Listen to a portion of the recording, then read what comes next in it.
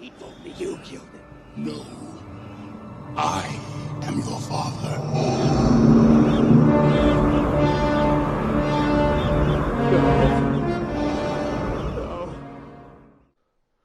What's going on, you guys? It's your boy, Pepsi, the dude with attitude. So crack a 40 and check your rollies. I hope everyone is having a peptastic day. We are getting closer and closer to that good old turkey day next Thursday. I hope everyone is looking forward and everyone has a place to go, whether it be family or friends. And,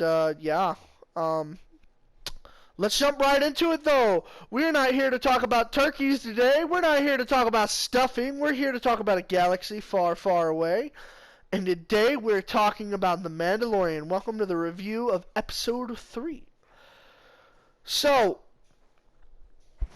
as always, the first half of this won't be spoilerish, but the first half of this will be really short.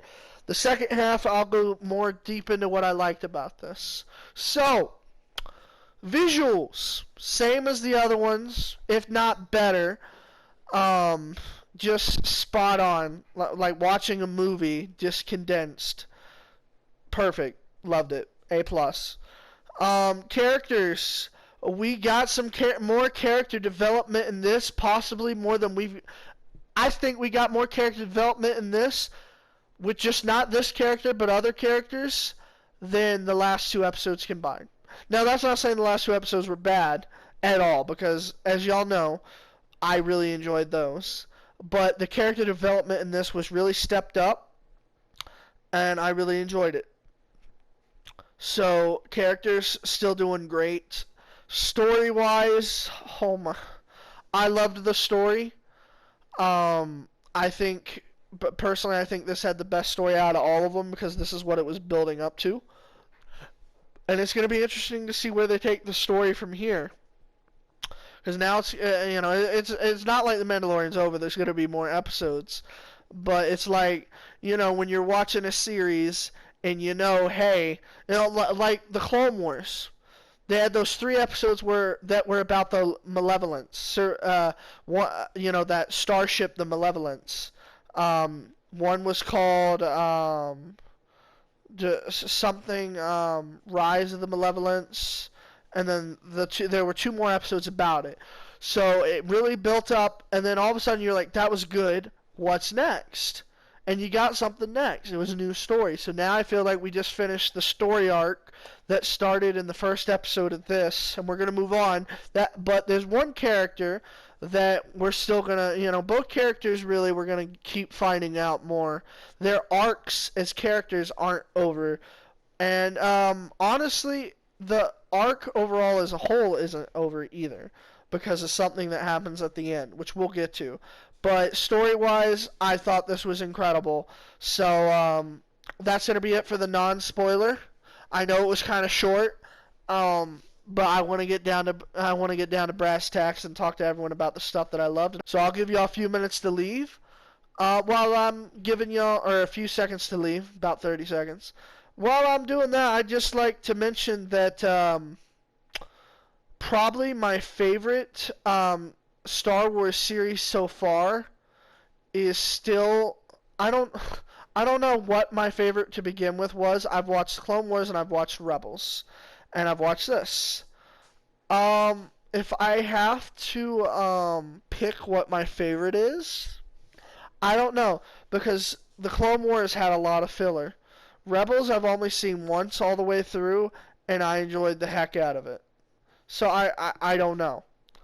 But Mandalorian is quickly becoming one of my favorite series. I'm really enjoying it. So now that everyone's had a chance to leave, we're going to pick up right where we left off. So in this episode, he delivers the baby. And we start out at the beginning of him and the baby. The baby keeps messing with something, and he puts it. And the guy that gave him the job, or the guy that helped him get to the guy that gave him the job, gets him on the hologram. He's like, yeah, this guy is either going to eat, something about eating it or studying it or whatever. And you can, after he gets done talking to him, he looks back at the creature. You can see that's something that me and my roommate, who's been watching this episode, and I watch it once by myself and then once with him when he gets off work. We both agree that the story development and the character, this bounty hunter is not careless. He cares about things. And see, that's the thing. He's not just a bounty hunter. He's a Mandalorian.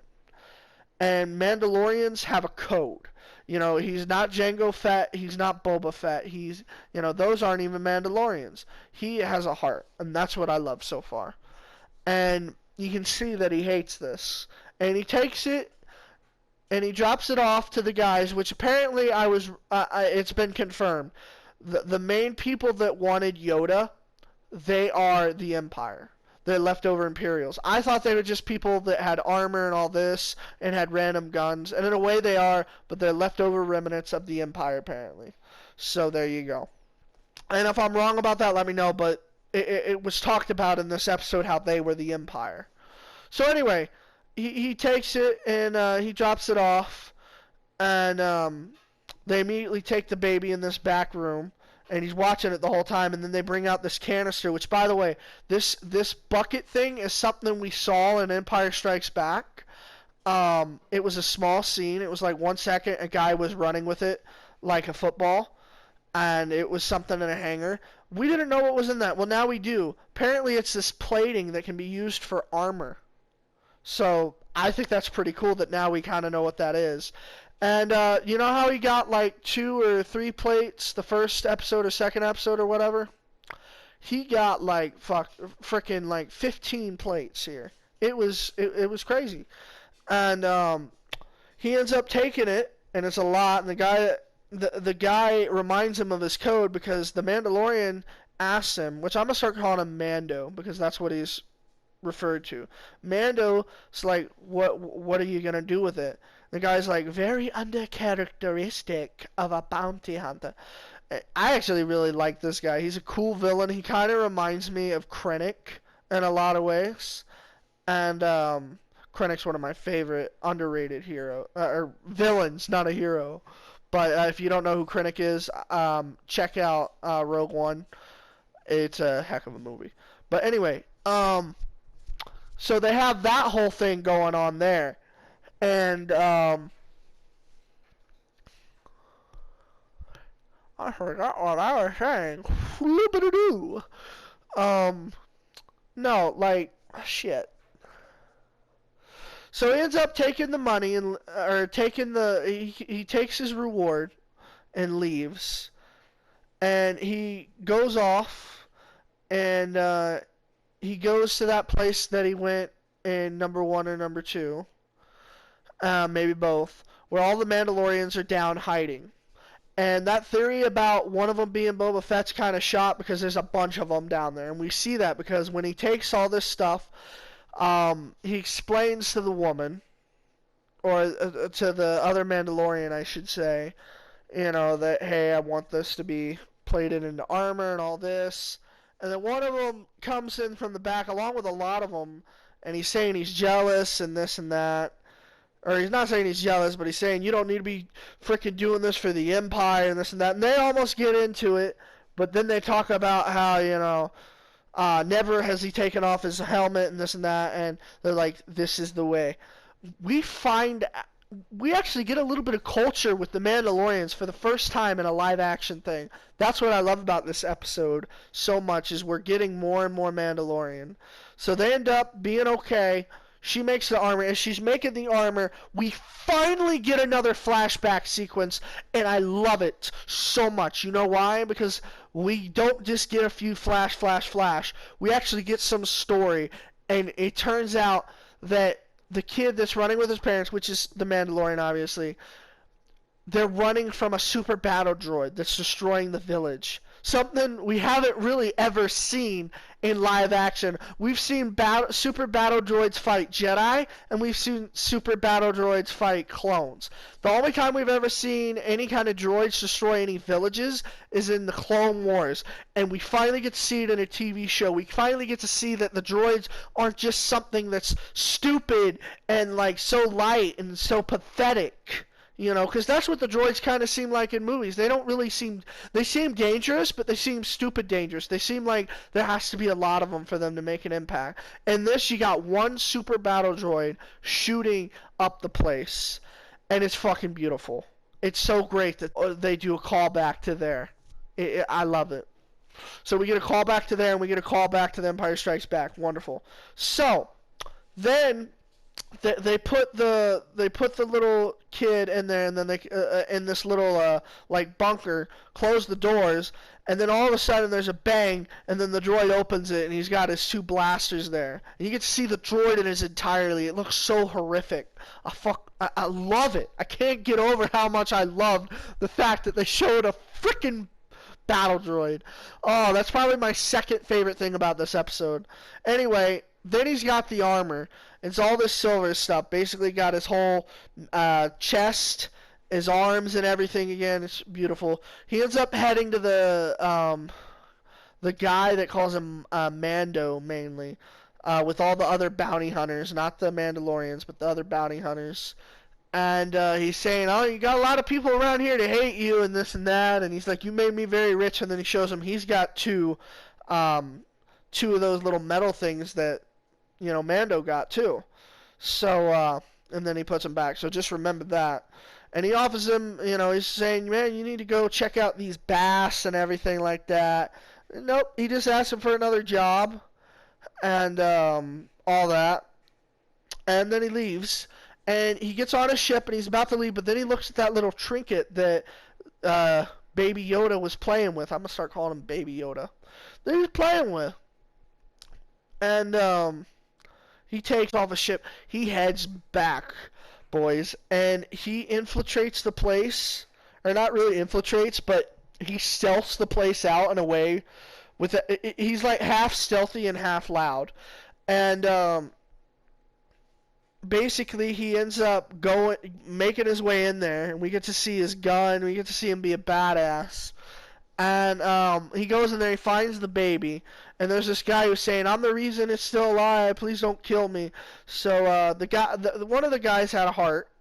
The old guy was not there. The Mandalorian ends up getting him, and he takes him out. He ends up getting trapped by all these stormtroopers, and one of the things he got earlier when he got the chest plate was these whistling birds.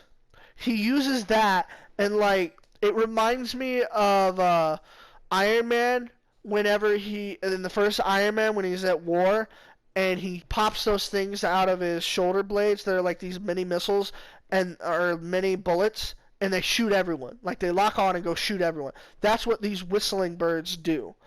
And then he takes them, and as we see, we start hearing these beeping sounds. All those bounty hunters that hated him so much end up going after him.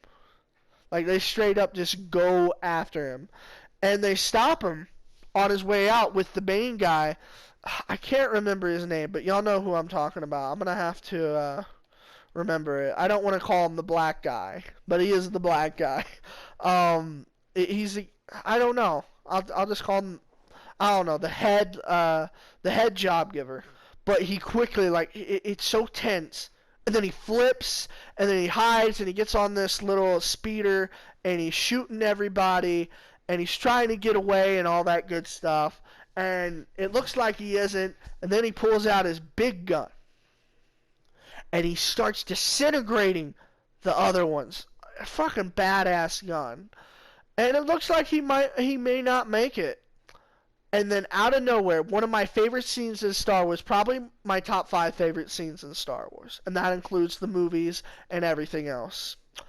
Those Mandalorians come out of hiding, and they save their fellow Mandalorian. The reason I love this is because we've never seen in a live-action Star Wars a bunch of Mandalorians come together. We've never seen more than... We've seen Jango and Boba Fett on screen with Mandalorian armor, but we've never even really seen a Mandalorian until this. And now, by the 3rd episode, we get to see what we've seen in the Clone Wars, what we've seen in Rebels, what we've had described in books, which is a group of Mandalorians, more than 1 or 2, come together like a family, like fucking Endgame and shit. But it's Mandalorians, and we finally get to scratch that off the list of things we haven't seen in Star Wars. You know, it's like one of those things like a whole bunch of Jedi with lightsabers versus a whole bunch of Sith with lightsabers. That's something everyone wants to see. Well, a lot of something else everyone has been wanting to see live action on screen is a bunch of Mandalorians together. At least me. And they show up and they save them, and it's incredible. And him on his way, him and one guy end up having a moment where they're like, "Oh, this is the way," and it's pretty cool. He gets to his ship, and then who's there? The job giver, and he threatens him. He's like, "Come on, dude, you know, you need to stop." Well, what happens? You remember that carbonite stuff? Mando's smart. He presses that and backs up to where the guy won't be able to see him through it. He's shooting and shooting. Mando shoots the guy. The guy falls off the ship. Mando gets in the ship, takes off. And after that, we see him going and going and going. And then one of the guys, I think it's the guy he fought with, comes up with a jetpack. So it's pretty cool. Because in canon, jetpacks can actually be as fast as a ship, depending on how they are. He salutes him and then leaves. And then Mando's like, he's funny. He's like, I gotta get me one of those. I think that'd be cool if Mando had one. But no rush. It feels like we're building him up. He's getting built up as this guy. Not just a character, but as this warrior. And I'm loving it. You know, that's one of the things I loved about the last episode. We were watching the recap. Me and my roommate loved the part where he knew he was going to die against that big egg monster. But he held out his knife anyway, and he's like, come and get me, bitch. And he was ready to die, and then the Baby Yoda saved him. But anyway, we see as one of the last scenes, second to last scene, that job giver, he's alive, and he moves the plates out of his chest. Apparently, Mando shot him there. So, the job giver's alive. That's why I think the arc is going to continue, but it's too predictable for it to happen in the next episode. I think they're going to wait I think it's going to be a few more episodes before we see him tracked down by this guy or whatever. I think they're going to show some more story and give the arc a little bit of a breather. But I don't know. Maybe that's predictable too. We'll just have to see. The last scene is the Mandalorian in space getting ready to go somewhere, and he gives that little trinket to Yoda. The little Yoda. Full circle. My roommate, once again, for the third time, has given this episode a 10 out of 10. Personally, I want to go ahead and give the episode a 10 out of 10 as well. My first 10 out of 10. I think I gave the first one a 7 out of 10, and I gave the last one either an 8 or a 9 out of 10. This one, 10 out of 10. I loved it. I loved it so much. I can't even get over how much I loved it. Hopefully you guys enjoyed this too. I know this might be a little bit shorter than the other reviews, and that's what we're kind of going for. If you had any differences or any comments about The Mandalorian yourself, please leave a note down below. If there's anything we could have done to make this review better, also comment down below. And if you enjoyed it, leave a like. And if you're new to the channel and want to see more reviews like this, be sure to subscribe and hit the bell so you can be notified for all our new reviews, story content, and comedy. And we will see you next time in a galaxy not so far, far away. And remember, Pepsi then, Pepsi now, Pepsi forever. And most importantly, survive and endure. Destiny is all. And have a peptastic day.